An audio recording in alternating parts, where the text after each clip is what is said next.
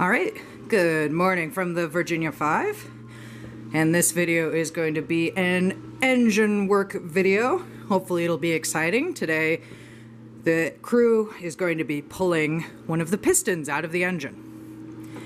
So we've got our engine here. This is a triple expansion steam engine built in 1904 by Heffernan Engine Works of Seattle. So this is a 3-cylinder engine. And being a triple expansion engine, it is a compound engine. That means that each cylinder exhausts into the next cylinder in line. So each cylinder is operating at a different pressure. And that means that each cylinder is a different size. As the steam loses pressure, the piston increases in surface area. So today we plan to pull the low pressure piston, which is the largest. The low pressure piston on this engine is about 27 inches in diameter, or about the size of your average bicycle wheel. That means it's also the heaviest piston in the engine, so that'll be fun. Unsure at this point if we're going to pull any other pistons out of the engine. The rest will get opened up after this one is done. So, cylinder heads look like this. The crew will be unbolting all the bolts, taking the cylinder head off, and then we will lift the piston out of the engine. So, let's get to it. Alright, so the crew has got the cylinder head off here and is lowering it down to the deck, setting it aside so we can start working on the piston. We are using a chain fall for this. The chain fall just makes it a lot easier to move around big heavy loads.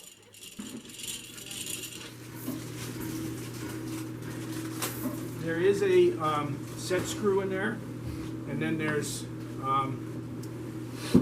either, it's different for each one. There's either 2 set screws or a set screw and a plug. So we gotta, I don't know, we'll move them when we. Okay, so this person isn't. So what you're seeing here is the top of the piston. This big nut in the middle is what is holding the piston to the piston rod. We are only removing the piston, not the rod, because that would require a lot more disassembly. So now we just have to get this nut off, sprayed it with some liquid wrench to help break the seal, and then we also have to get that set screw out of the side. The set screw is driven in there to keep the nut from loosening itself during operation, which obviously would be very bad. Alright, the set screw is out. That means it's time to break out the big ratchet and a cheater bar to help get this nut loosened.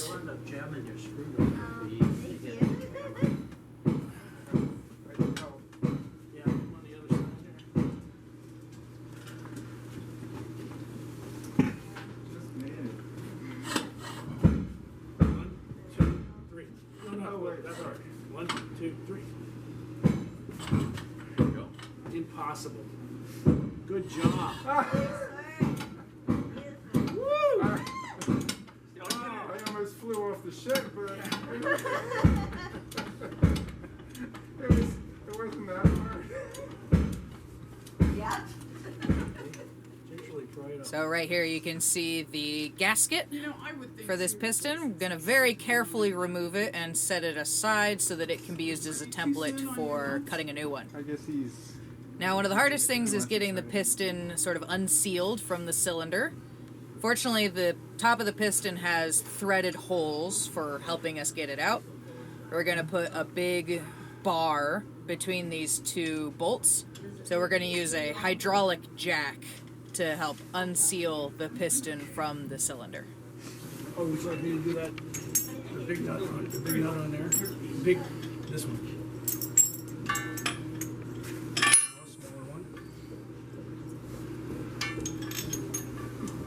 Jeff, could you pass me another crescent wrench?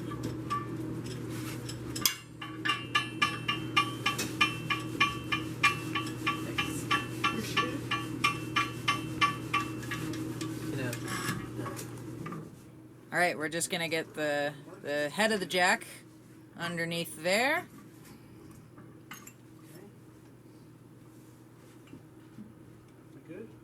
Make sure it's on good and tight. And then Jeff in the back is going to be pumping away on the jack. We just need to lift the piston a tiny little bit to get it unsealed.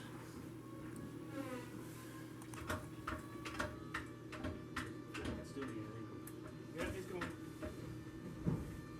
Wait, stop.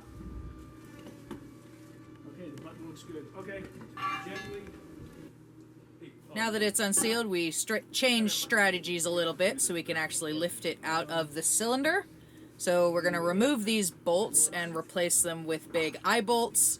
Now we can run a bar through and then use the hook on the chain fall to do the heavy lifting. Jack this off. Now go get some eye bolts.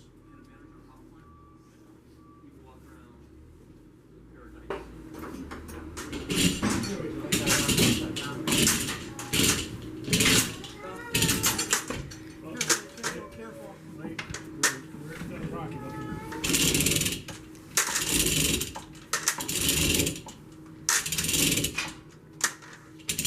Alright, so let's What we've got here are the piston rings. This piston has 4 rings, 2 inner and 2 outer rings. As we remove them, it's important to remember which way is up and whether it is an inner ring or an outer ring. And they'll be set aside and cleaned, and these look in pretty good shape, so we'll probably reuse them. orientation wrench up is up.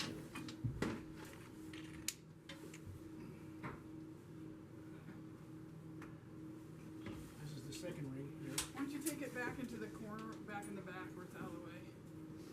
Up is up. Okay. This is the second ring. Yep. This is the outer ring right here. It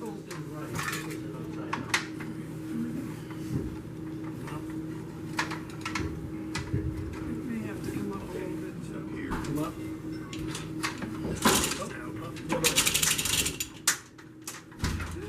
Oh dear.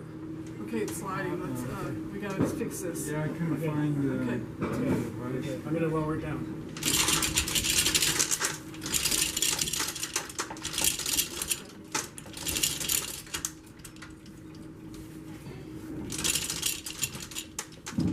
We had a little problem there, as you saw. The hook on the chain fall shifted a little bit on that bar, which would be bad.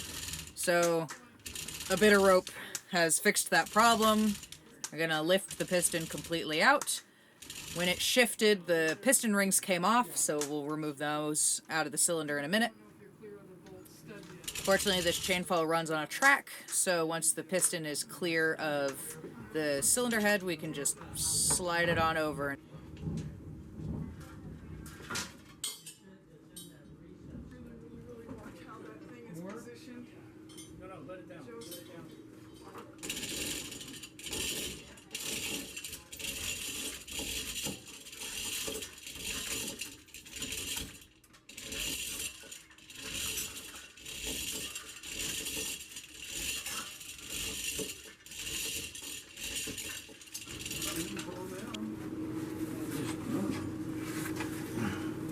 There's one. You know which one's? This one is the inner. Inner. Yeah, this is the outer. Okay. Should we label it or is it obvious? So are they stacked one on top of the other then? Yeah. No. One well, landing. Yeah, one landing. They just. Is the smaller diameter than the other? No, it's gotta be 2 landings. No, there are. There's 2. Yeah, 2 landings. They're there. And they're Okay. stacked. Okay, I got you. Just to get to leader in. There's definitely not much cylinder wear. Just the top. So now we can get a good look inside of the cylinder. We've got the piston rod there in the middle. And then when we look down into the bottom of the cylinder, you'll see a small passageway down there. That leads to the valve next to this piston. So the valve passage, there's another one here at the top. That is because at one stage of the valve, steam is emitted at the top of the cylinder and exhausted at the bottom, and then steam is emitted at the bottom of the cylinder and exhausted at the top. Alright, so here's something you probably don't see every day. This is the piston out of a steam engine. Specifically, this is our low pressure piston, which is the largest on the engine. It's about 27 inches in diameter. So It is just a big flat disc, and then these grooves in the side are for the piston rings, which we saw them pull off. And yeah, it doesn't look anything like an internal combustion engine piston if you're familiar with the pistons out of, say, diesel or gasoline engines.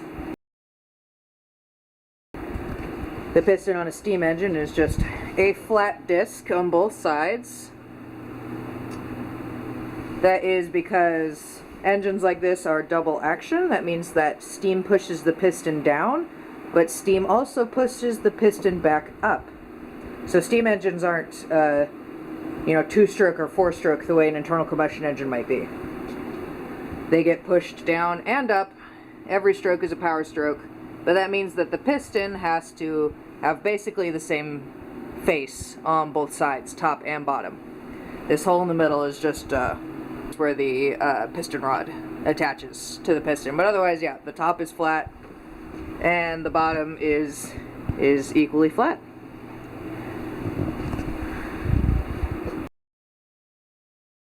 Am I ready, set, go?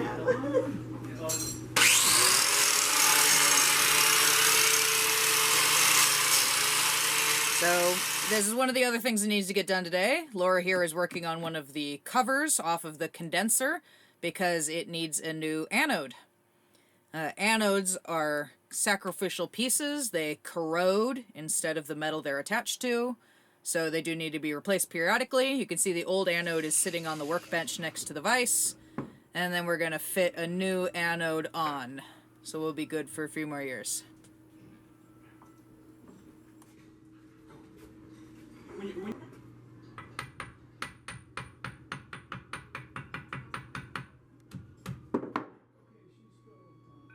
Once this is done, Laura has another task. We also need to repack the valve off of the condenser water inlet.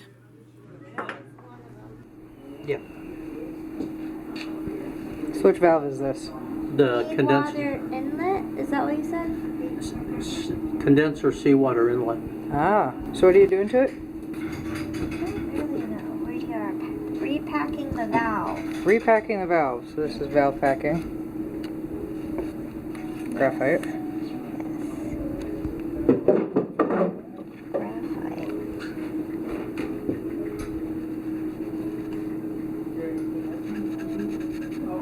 Marking it.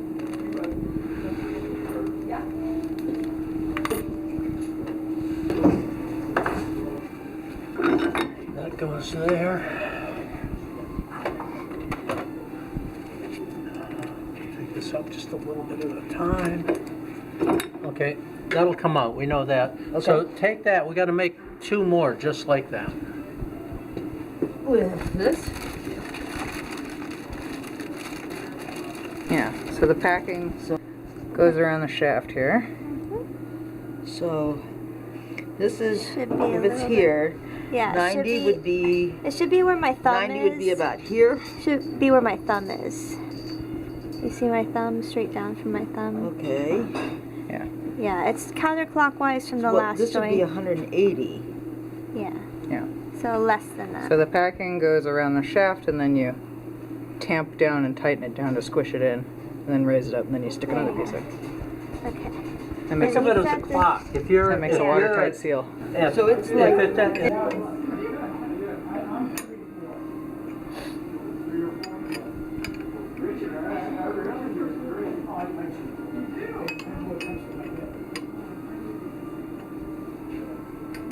Just putting the packing down. Yeah, and we'll just take it till it feels firm.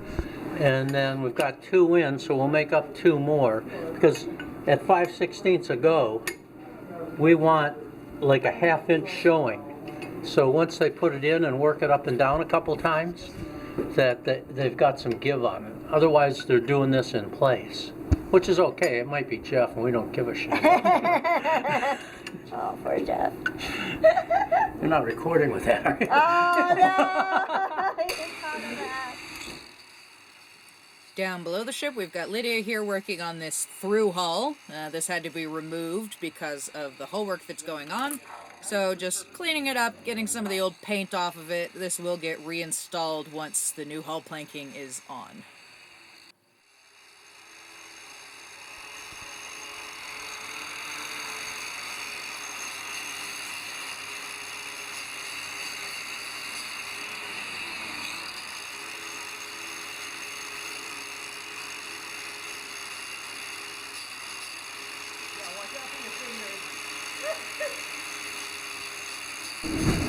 So what are you up to, Kelly? Just replacing the solenoid for the atomizing steam. Okay, so what does the solenoid do? It opens and closes this valve that lets the atomizing steam through to the burner. Oh, okay. Cool. I mean, yes, you did.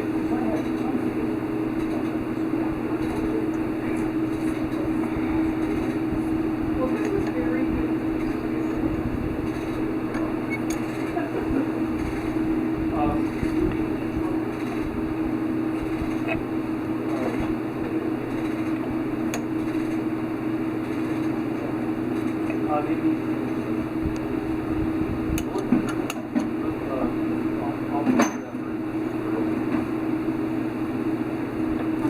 It's almost too easy. So there's all kinds of tasks that need to be done on an old steam ship, from working on steam engines and valves to sometimes electrical work.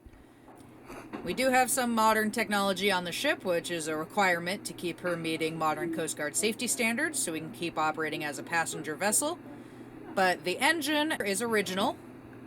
So our engine's from 1904 and is mostly original parts. Most of the other steam pumps on the ship date back to the 1920s and are original to the vessel. It's very important to us to keep the ship operating as authentically as possible. So a big thank you to all of the volunteers on the Virginia 5 and those who come to share their knowledge with others, and also the volunteers who come to learn how to operate and maintain historic steamships. Until next time.